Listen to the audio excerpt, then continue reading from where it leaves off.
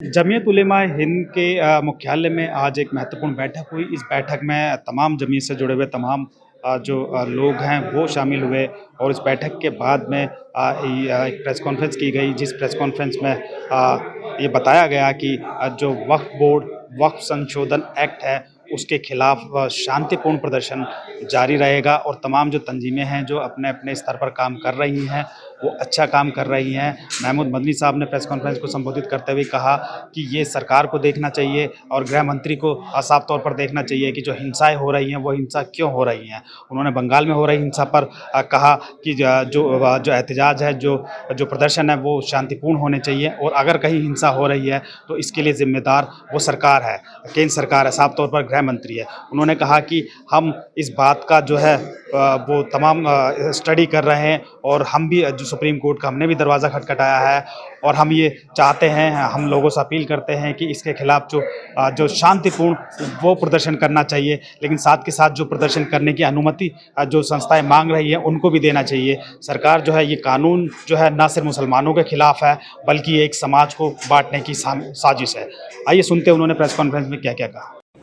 और ना ही मुसलमानों के लिए, किसी के लिए ये कानून सही नहीं है और इस तरह की अमेंडमेंट सही नहीं है। स्ट्रेंथन करने की बात करते हैं तो एक छोटी सी चीज थी कि कब्जा करने वाले के खिलाफ, जैसे कहते हैं जब कब्जा कर रखा, हम लोगों ने भी कब्जा कर रखा, कब्जा करने वाले के खिलाफ क्रिमिनल केस बनेगा। आपने इस अमेंडमेंट में उस क्रिमिनल होने को, क्रिमिनलिटी को खत्म कर दिया। तो कैसे फायदा पहुंचाया आपने? आप तो कब्जा करने वालों को फायदा पहुंचा रहे हैं, बिल्डरों को फायदा पहुंचाना चाह रहे हैं कि जो प्राइम लोकेशन की लैंड्स हैं वो बिल्डर्स को मिल जाए। हमने, हमारे पुरखों ने, बड़ों ने ये फैसला किया, हम इस मुल्क के बाशिंदे हैं, इस मुल्क में ही रहेंगे और उसके खिलाफ उसको लेकर लड़ाई लड़ी एक लंबी, अपनी कम्युनिटी के उन लोगों से जो थोड़े से थे संख्या में और जिनके सपोर्ट में ये लोग खड़े थे उस वक्त भी, हमने उनसे लड़ाई लड़ी और हमसे इस देश के फाउंडर्स ने, इस कंट्री के फाउंडर्स ने, आजाद भारत के कुछ कमिटमेंट्स किए। ऐसा महसूस हो रहा है कि मेजॉरिटेरियन अप्रोच के साथ उन कमिटमेंट्स को और इस मुल्क की बुनियाद रखने वाले लोगों को रोंदा जाने की कोशिश। इस तकलीफ का इजहार, मालूम है मुझे कि मेरे ये शब्द, मेरे ये एहसास, मेरी कम्युनिटी की ये फीलिंग बहरे कानों से सुनी जाएगी, मुझे मालूम है। वो दिल तक नहीं जाएगी क्योंकि वो एक खास सोच बना ली गई है और उस सोच के तहत एक्शंस लिए जा रहे हैं। वो आदमियों से कोई मतलब नहीं है, इंसानों से कोई मतलब नहीं है। तो इसलिए कहते हैं कि भैंस के आगे बीन बजाओ, भैंस खड़ी बबुराए, हमारे यहाँ कहावत मशहूर है हिंदी में। तो सदा बसहरा साबित होगी, लेकिन मेरी एक जिम्मेदारी है इस मुल्क के, हमारे इस देश के ऐसे नागरिक होने के वास्ते से वजह से हमारी एक जिम्मेदारी आई है, एक रिस्पॉन्सिबिलिटी हमारे ऊपर आई है कि हम गरीब पिछले ऐसे लोगों को जिन्हें साइडलाइन कर दिया गया, जिन्हें रोंदने की तैयारी कर ली गई और रोंदा जा रहा है, उनकी तरफ से दिल की तकलीफ का इजहार कर सकें। तो बस सवालों के जवाब नहीं है मेरे पास, क्योंकि जो सवाल हैं उन सवालों को सुनता हूं मैं तो मुझे समझ आता, सोचता हूँ ये इन लोगों के पास से शर्म नाम की चीज़ खत्म हो गई। एकदम शेमलेस हो गए सवाल करने वालों के बारे में सोचता हूँ। जिस तरह के सवाल आते हैं तो बहरहाल मुझे फिर एक मरतबा शुक्रिया अदा करूँगा आप लोगों का इस बात के लिए। लड़ाई जारी रही, खत्म नहीं। और जो कुर्बानी देनी पहले भी दी गई, आज़ादी से पहले भी कुर्बानियाँ दी। अगर लड़ना पड़ेगा लड़ेंगे, सब्र करना पड़ेगा सब्र भी करेंगे और कर रहे हैं यहाँ इस सब्र के साथ पूरी कम्युनिटी से न्याय के इंतजार में। और ये भी कह दूं मैं आपको, इस देश के लोग खूबसूरत मुल्क है, लोग ऐसे नहीं, कुछ हैं जो ये सब इस तरफ ले जाना चाहे। ये भी यकीन आप में से ही बहुत सारे लोगों का हमको भी साथ मिलेगा, मुल्क का साथ मिलेगा।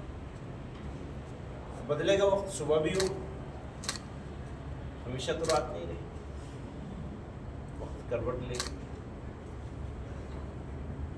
तो मैं इन्हीं अल्फाज के साथ आप लोगों का शुक्रिया अदा करता हूँ। कुछ बात मौलाना फारूकी साहब जो लीगल मामला है उस हवाले से कुछ पॉइंट्स का तस्करा करेंगे और मौलाना कीमुद्दीन साहब से कुछ बात कहेंगे। मौलाना से पहले एक अगर सवाल का जवाब दे दें। बात पूरी हो जाए। माइक आपके लगे हुए इसलिए एक बार वो रेजोल्यूशन में क्या क्या चीजें फैसला अगर वो आज जो मीटिंग हुई है उसमें रेजोल्यूशन में क्या फैसला? रेजोल्यूशन का एक बुनियादी मुद्दा यह है कि हमने लोगों से ये अपील करी है कि पीसफुल एहतजाज, प्रोटेस्ट, इसके हक का हर हाल में लोगों को इस्तेमाल करना चाहिए और इस एक्ट के खिलाफ हर लेवल पर, हर जगह पे प्रोटेस्ट होने चाहिए। एक बात ये कही गई है, चाहा गया है। दूसरा ये कि उसकी बहुत मजम्मत की गई है और हम ये समझते हैं कि जहां भी वायलेंस होगा, इस एक्ट के नाम पर हो या किसी नाम पर हो, वो वायलेंस तहरीक को कमज़ोर करेगा और वायलेंस किसी भी मसले का हल कभी नहीं हो सकता। इसलिए जो कुछ भी होना चाहिए पीसफुल होना चाहिए और जहां वायलेंस हुआ है हम उसकी मजम्मत करते हैं। तो मौलाना आपने कहा कि जब मुर्शिदाबाद की बात मुर्शिदाबाद सभी जगह की बात कर रहे हैं, कहीं भी अगर हो तो गलत है। लेकिन आपने कहा सब्र एक हद तक ही है, मतलब सब्र नहीं, का बांध भी टूटेगा, पैमाना भी टूटेगा। नहीं, ये और बात- शाम के बाद शहर भी है तो शहर आई जी शहर आई उसका क्या तात्पर्य है? उसका यही मतलब है कि आज अगर लोग खामोश हैं तो कल को लोग खामोश नहीं रहेंगे, हमें मालूम है। आज अगर आप खामोश हैं तो कल आप खामोश नहीं रहेंगे। आप करवट लेंगे तो जमाना कर मीडिया के बाद। ये भी प्लान किया गया है देखिए, जो क्या प्रोटेस्ट का कहाँ जी, बोलिए। जमीयत उलमा का मेन रोल, हिस्टोरिकल रोल है हमारा कि कोई भी क्राइसिस के टाइम में जब मुल्क के सामने कोई बड़ा सवाल आता है तो मुल्क के लोगों को की सही रहनुमाई करना, ख़ासतौर से नौजवान जो तबका है उनको सही रास्ते पर रखना, ये हमारी बुनियादी जिम्मेदारी है। अभी ये वक्फ का मसला हुआ तो एक तो वक्फ के बारे में सवालात थे, लेकिन इसके अंदर 2-3 बातें ऐसी पैदा हुई कि जिसने बहुत इस वक्फ से बड़े मसाइल खड़े कर दिए। जिस तरीके से कि वक्फ के सिलसिले में एहतजाज करने वालों को कुचला जा रहा है और उनकी जुबान बंद की जा रही है सिर्फ काली पट्टी लगाने पर जो कुछ हो रहा है, ऐसे में सवाल अब सिर्फ वक्त का नहीं रह गया, डेमोक्रेसी वर्सेस डिक्टेटरशिप का सवाल पैदा हो गया। आपको मालूम है कि इमरजेंसी में क्या हुआ था? सबसे पहले हमारी जुबान पे पाबंदी लगाई गई थी। उससे बड़ा इस वक्त सवाल है कि किस तरीके से पूरे मुल्क के अंदर दहशत फैलाई जा रही है। ऐसे में हमारे लोग जो रिएक्ट करेंगे तो ये जरूरी है कि हम उनकी सही रहनुमाई दें। तो इसको इस मुल्क के जो अवाम है, इतनी बड़ी तादाद है, उनको आप लाठी और डंडे के जरिए दबा नहीं सकते। ये कभी नहीं हुआ है और ना आइंदा होगा। तो हम भी नहीं इजाजत देते। तो दोनों ही बातें कि हम एहतजाज से हमको रोका नहीं जा सकता, और दूसरे ये कि हम एहतजाज में न तशद्दुद करेंगे न तशद्दुद होने देंगे। तो आज की जो ये मीटिंग हुई है वो उसका बुनियादी जो है फोकस है वो इस बात पर है। दूसरे ये कि जो वक्फ के बोर्ड के सिलसिले में और वक्फ के कानून के सिलसिले में ये सरकार जो है अंधाधुंध आंखों में धूल झोंक रही है और लोगों को गुमराह किया जा रहा है। बाकायदा आप देख रहे हैं होम मिनिस्टर साहब से लेकर के और मिनिस्टर ऑफ माइनॉरिटी अफेयर से लेकर के और RSS और दूसरी तंजीमों को लेकर के, और थोड़ा सा आप लीगल बताएं थोड़ा से पॉइंट्स। तो वो उस गुमराही को एक चीज़ हम ये भी बताना चाहते हैं कि इसमें बहुत सारी तंजीमें जो हैं वो अदालत में गई हैं और हम भी अदालत के अंदर पार्टी हैं, और हमारा फोकस इस बात पे है कि जो कॉन्स्टिट्यूशन के सवाल है ये हिंदू मुस्लिम का सवाल नहीं है, बल्कि हमारे दस्तूर के बुनियादी जो उसकी रूह है, उसकी जो वैल्यूज हैं, उसकी उनका सवाल है। तो ये आप देखेंगे कि कौन कौन से दस्तूरी पॉइंट हैं जो हमने अपने अदालत के सामने पेश किए हैं, उसका कुछ खुलासा हमने इसके अंदर दिया है। तो आप लोगों को सब हिंदी, अंग्रेजी, उर्दू सब में उसकी कॉपी दी जाएगी।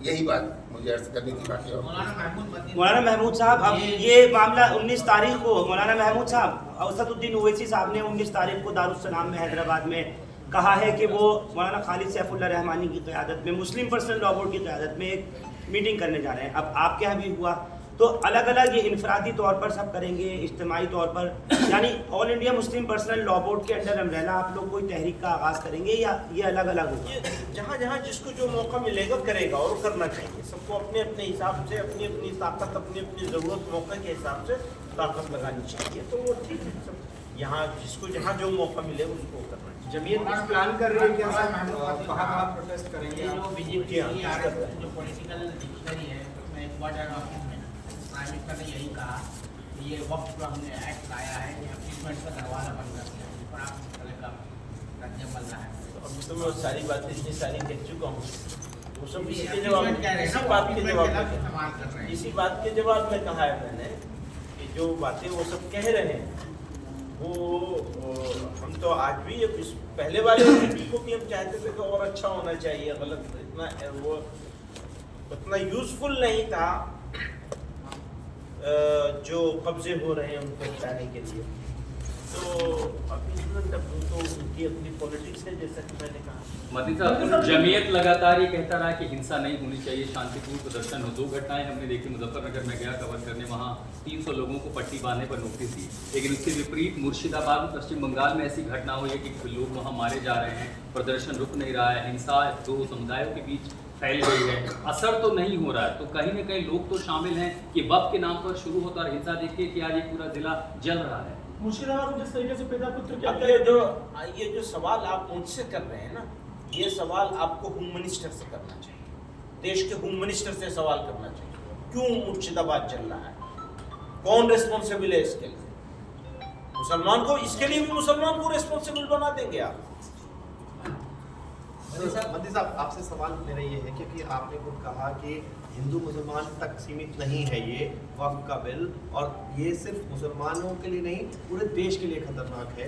आप एक बार अगर सिर्फ एलोबरेट करके बता दें कि कैसे ये देश के लिए और समाज के लिए खतरनाक है, तो थोड़ा सा बताए। मैंने बहुत सारी मिसाल दी हैं और उसमें मौजूद है जो आपको पर्चा दिया गया है।